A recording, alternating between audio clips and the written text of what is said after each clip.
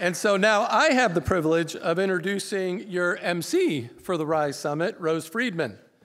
Rose is a theater maker, a director, a community organizer, a performer. She co-founded and directs the Civic Standard, and she tours original shows to unlikely rural regions as the Modern Times Theater. She studied at the Moscow Art Theater and New School University and toured with Bread and Puppet Theater for over a decade and lives with her family in East Hardwick. So please give her a warm welcome, Rose.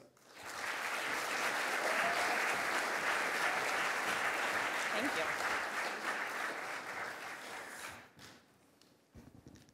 Good morning. So I am the MC, so I'm going to do a tiny bit of housekeeping. If anybody wants to sit down and doesn't have a seat, maybe the people who have an empty seat next to them could raise their hands so we could see where there's a lot of empty seats. So if you are standing and you want to sit, we're going to have a break after this little short thing, but you're welcome to find a more comfortable place to be. And I also want to point out that on the tables there's big pieces of paper, and there's pens and markers. And you can use those for a non-technological way of expressing the place that you call home, what your community is, what it looks like, what makes it strong. You can draw, you can write, and we'll just keep those going. So I am here as the MC. I'm very honored, slightly shocked to be asked to talk so much.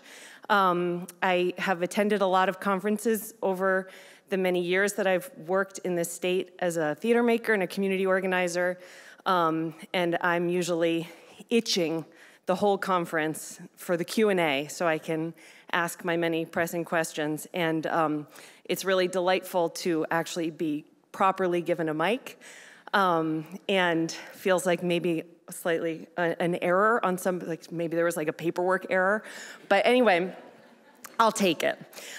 So I'm the executive director of the Civic Standard, which is a small nonprofit in Hardwick, on Main Street in Hardwick. We are in a ramshackle former newspaper headquarters on Main Street. This is our building. We are a pretty good example, I think, of the Leahy Institute's rural partnerships, and also their byline, big ideas start here. We are a big idea that started in a very small place. And our work is in itself a conversation with our town. So the whole time Tony was talking, I was having a lot of ideas and thoughts about what it means to improve a place. So I'm gonna just start by going right off script. What it means to improve a place and what it means to sort of have an idea of making something better. And that is a big part of what we talk about all the time in our little headquarters and in every single program we do. Whose idea of better? How do you quantify better? And how do you decide like which ones are the nice houses and which ones are the rundown ones? And how do we have a conversation that includes everybody? And how are we helping people, but also inviting the people who need help to be part of the helping team? There's a lot of cross sort of misunderstandings that happen in our community. We are, like so much of the country, pretty divided and full of misunderstandings about each other. So we do that work at the Civic by listening and by being curious. So some of what we do, let's see. We call ourselves sometimes a kitchen of big ideas, a church of theater, a supper club. We are interested in how theater can save humanity from self-destructing, about how to make people visible to each other through small, daily, tiny touch interactions, about how belting out classic rock songs at the Legion Bar on a Friday night makes us more resilient in the face of climate catastrophes. So when we say big ideas start here, we mean a lot of places. Someone's kitchen table, an abandoned newspaper office, small town hardware store, a basement bar. The Leahy Institute understands that all of these big ideas that are needed right now must be connected to these very real places and very real people too. Like Tony pointed out, these localized leaders and institutions are really where the answers lie. And they can't all look the same. They have to look like the place where they come from. So we can learn from each other and study blueprints, but ultimately each community knows itself best. So the Civic Standards programs include community suppers, theater productions, music classes, Stitchers circles, first and last day of school celebrations, cupcakes in September and popsicles in May or June, prom dress swaps, townwide Yankee swap, karaoke, haiku club, trivia night, honky-tonk dances, and much more. We hold these programs at various locations in partnership with local businesses and community members, such as the local diner, the American Legion, our outdoor spaces, local farms, and many others. The vast majority of our programs are free or pay what you want, and the events are always warmly inviting and collaboratively created. By using different venues and partnering with many different kinds of people and organizations in our town, we offer multiple avenues through which people can engage with lowered financial barriers to participation. And since we have started doing that about 2 years ago, we have seen the diverse membership of our community come together and share collective experiences in ways we never had before. So, the Civic grew out of a lot of years of experimentation. We didn't just arrive in Hardwick and look around and say, here's what's obviously needed. We have been listening for a long time and not necessarily trying to fix any problems, though we've seen a lot of what the problems are. We think we know what some of the problems are anyway. But we're intending to just continue listening as the project. The project itself is an unending experiment in not only in listening, but in how we get together and what it means to get together.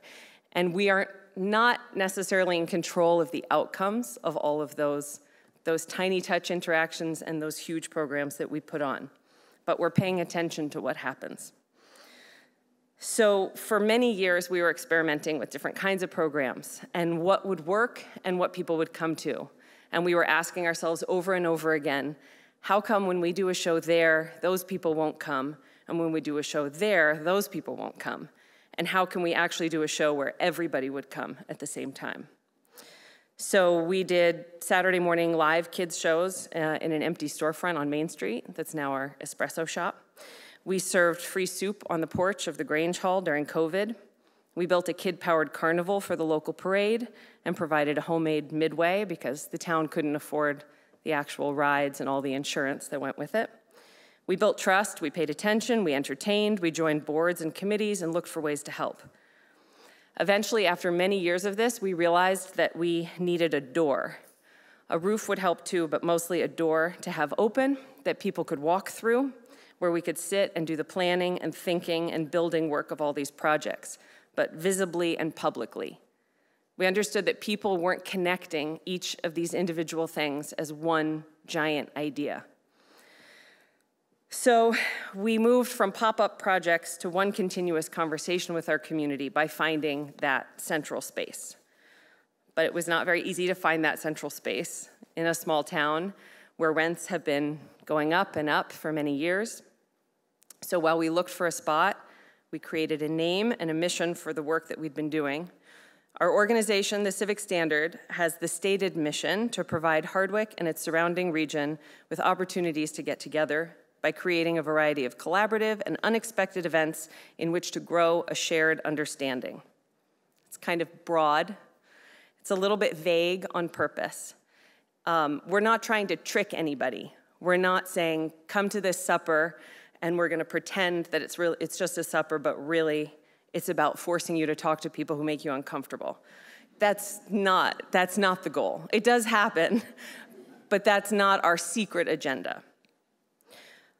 We do original theater, grand artistic experiments.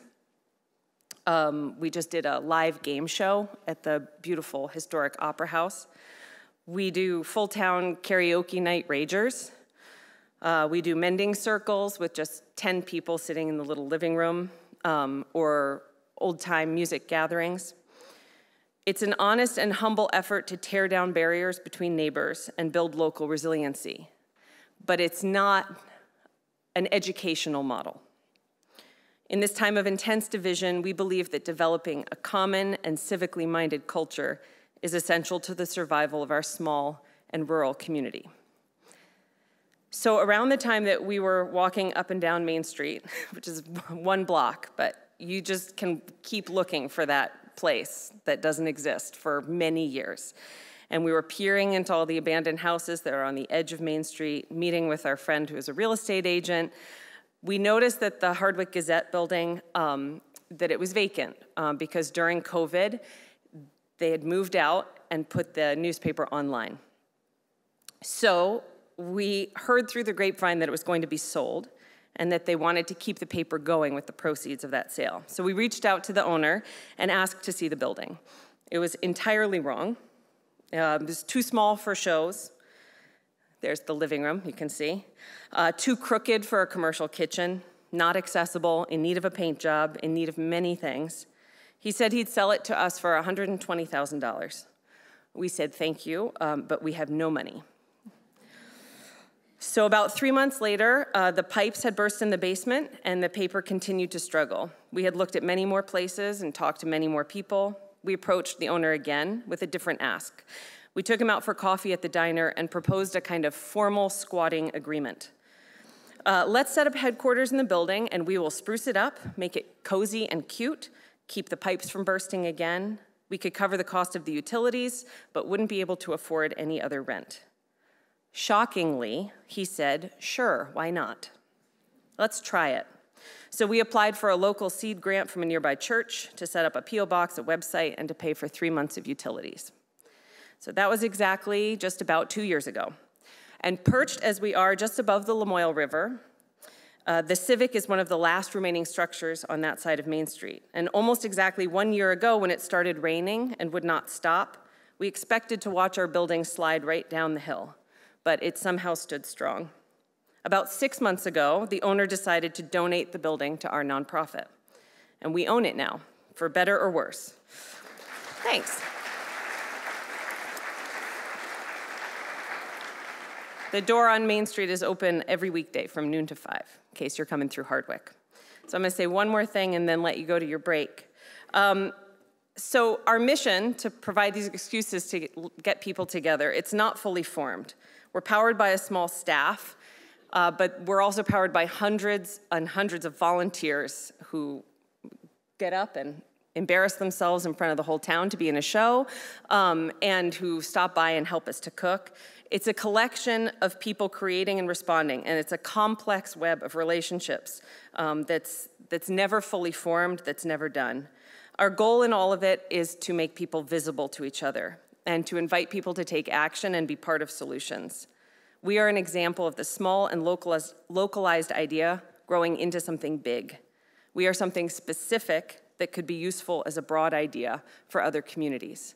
So throughout the next day and a half, I'm going to be talking a little bit more about what we do, but right now I want to invite you to go use the bathroom and have a coffee and then come back for our next panel at 11:15. Thank you.